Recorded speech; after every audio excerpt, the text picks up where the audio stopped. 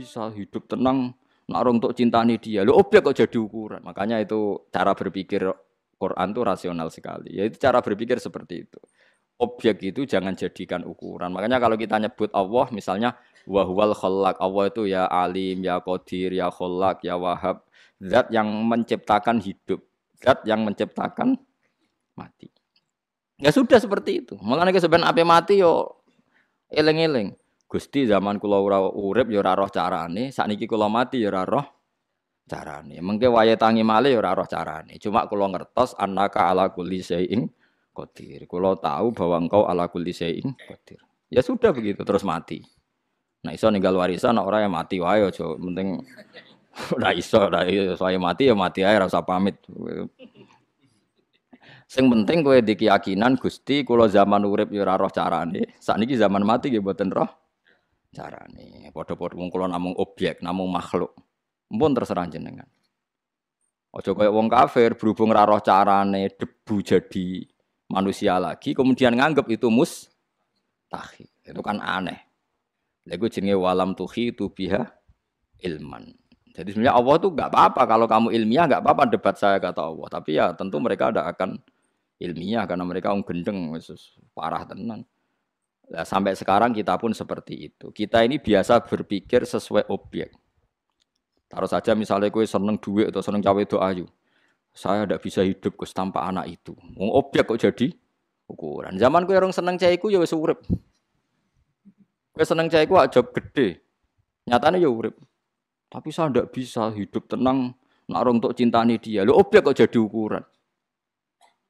Objek itu tidak bisa jadi ukuran. Subjeknya kan kamu. Terserah kamu pakai ukuran apa. Karena ukuran itu kamu ciptakan, akhirnya kamu ya seperti itu. Coba kamu ciptakan. Misalnya kowe rondo angkuh sithik. Wong kok bergantung cawe itu. Aku wong lanang kok bergantung cawe itu. Nak disenengi ya keren, senengi ku ino, gak ada harga diri. Ngono kan mulai agak egonya agak hidup, agak normal. Wah senengi ku ino, disenengi ngono keren. Mulane Nabi itu jarang seneng wedok, tapi disenengi. Kabeh Nabi ganteng-ganteng. Kok Allah iku isin nabine seneng tapi gak disenengi. Jadi jenenge Nabi Yusuf ku ganteng. Zulaikha wedan roh Nabi Yusuf. Mergo napa? Nabi Muhammad tuh ganteng-gantenge wong. Jenenge sinten niku sapa sing anak wong Yahudi Sofia nggih. Sofia binti Huyai niku anake raja. Niku wis ngerti nek Nabi garwane kathah. Niku nderek perang bapake mau kepen roh wong kok terkenal ganteng-gantenge sepiro. Melok perang, padahal dekne ning anake kiai cara melok perang. Mau kepengen roh gantengnya Nabi Muhammad. Bareng roh ganteng tenan terus raine gak mungkin. Nak rai goroh gak mungkin. Apane dekne menangi debate bapake. Bapake sama pamane iku debat. Padha-padha tokoh Yahudi.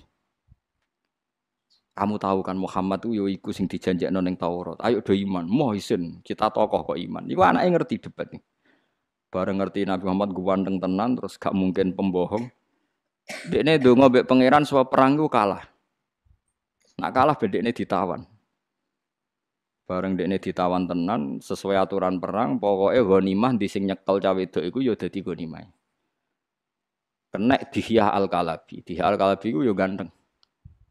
Bareng kena Dihiyah kabeh sahabat bengok-bengok ya Rasulullah Sofia iku putri raja. Kabeh kita ora rido nak kena napa Dihiyah. Kudu kena jenengan. Masyhur itu akhirnya Dihiyah diomongin Nabi khud sabyan ghairuha. Pemek sapa wae sementing ora Sofia. Akhirnya Sofia itu ditawani Nabi, kowe milih tak balekno keluargamu tapi bayar fidak, bayar tebusan, apa rasa bayar tebusan tapi dadi bojoku. Jadi Sofia dimilih dadi bojone jenengan. Mergo dekne edan Nabi ku zaman urung perang. Mergo Nabi ganteng. Karena alamate wong keramat iku ya disenengi ora kok seneng, paham gitu. Lah nek seneng ora pati keramat. Paham ya, seneng ora pati. Aku wis disenengi iku kondang berarti. Kayak Nabi sinten Yusuf, Nabi sinten Nabi Muhammad. Jadi pancen ngoten aturane ngoten. Jadi kalau baleni malih tak warai, mergi niki masalah ridane pangeran mbek boten. Ini taruhannya berat. Nganti wong kafir kan merangi, wong Islam kan dukung, dawuhe pangeran liyahlika man halaka am bayyinati wa yahya man hayya am bayyinah. Kersane pangeran niku nak wani urip ya urip sing ngerti bukti kebenarane Allah Subhanahu wa taala. Dadi wa yahya man hayya am bayyinah. Nak wani urip ya urip sing roh bukti kebenarane Allah.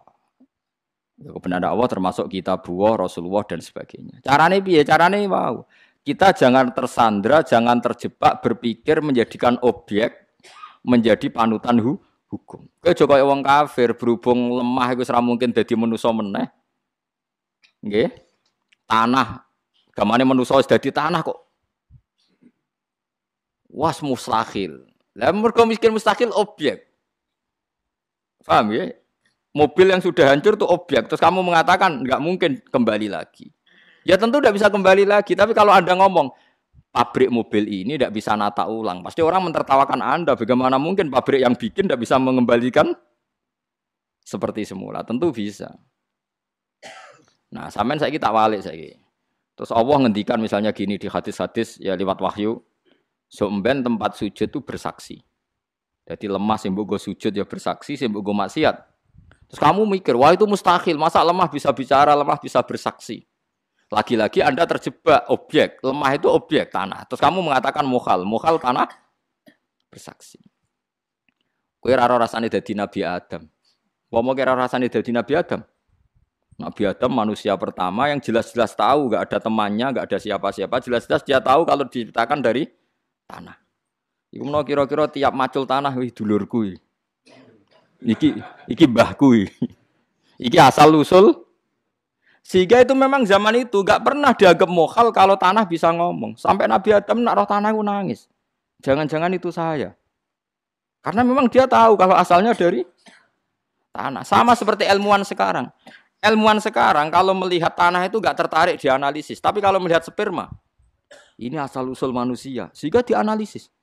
Ternyata di situ ada kehidupan. Setelah dianalisis, kekuatannya berapa, bisa disimpan di lemari es berapa bulan, terus nanti bisa ditransfer ke indung berapa. Karena dia tahu. Padahal mani ya benda mati. Secara kasat mata mani itu benda mati. Tapi ilmuwan tahu itu benda sama. Allah tahu manusia itu dari tanah. Allah tahu kalau tanah itu bisa dihidupkan. Wong objek. Bisa apa? Nyatanya iso dadi materi ini Nabi sinten? Ada.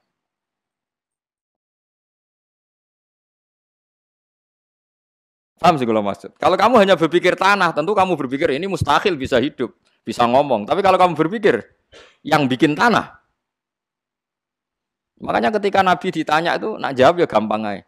Nanti kamu itu yang fasek-fasek, yuhsyaruna khufatan auratan, yamsuna ala wujuhim. Orang yang kafir-kafir itu nanti berjalan pakai wajah. Sahabat tanya, masa Nabi jalan pakai wajah? Jawabnya Nabi sederhana. Zat yang kuasa menjalankan pakai kaki, tentu kuasa menjalankan pakai wajah. Langsung Nabi pakai pikiran subjek. Pelaku yang bisa menciptakan manusia sekarang jalan dengan kaki, pelaku yang sama, atau aktor yang sama, atau pencipta yang sama, pasti bisa menjalankan dengan wajah. Jadi intinya kalau berpikir subjek, semuanya menjadi semuanya menjadi apa? Mungkin. Nah, orang kafir atau orang-orang fasik itu berpikir objek. Ya berat nak berpikir objek itu berat. Jadi goblok tenan. Nggih, napa dadi napa? Dadi goblok tenan. Jadi penting ya. Nah, dalam pertanyaan orang kafir ya jawabnya ya sama. Kita harus cari subjek tadi. Misalnya orang kafir tadi, Muhammad kalau bukti Anda benar, saya minta kusoy atau baba Anda hidup. Nanti saya tanya kamu itu benar apa enggak. Sekarang subjek penanya siapa? Orang kafir. Yang bikin tolok ukuran kebenaran dengan membangkitkan orang mati siapa? Orang kafir. Dia subjek kok ngorbankan orang lain. Kalau dia yang bikin tolok ukur harusnya dia yang membuktikan malah Nabi Muhammad sing dikongkon. Itu fair apa ndak? Ndak lah itu. Ojo kok kowe malah koyo wong munafik. Lho jebule Muhammad ra iso to ditantang ngono. Wah yo gendeng. Malane wong kafir akeh gara-gara terus mereka cara berpikir lho jebule Muhammad gak iso ditantang ngono. Ra iso. Yo repot wong sing nantang mereka bareng Nabi ra iso korbane. Yo lah akhirnya jadi kafir. Sing munafik ya jadi tetap munafik. Waktu gale kula misalnya terkenal ki keramat terus rohen sowan. Gus nak jenengan keramat tenan. Niki lho jagung jenengan dongakno dadi emas. Nak ora tak percaya ke keramat. Wong sing kepengin kuwe kok korbane aku. Bareng aku ra iso tenan mulai wah jebule Gus Pak wong biasa, ndadekno Mas iki ra iso. Lho yang ngukur kan dia. Yang ngukur dia, yang ingin dia kok aktore kon wong li. Wong li. Mulane kiai ku jogeman terkenal dongane mandi, ora apik, mari kok masyarakat tuh gawe ukuran dhewe. Mulane kula niku jarang donga.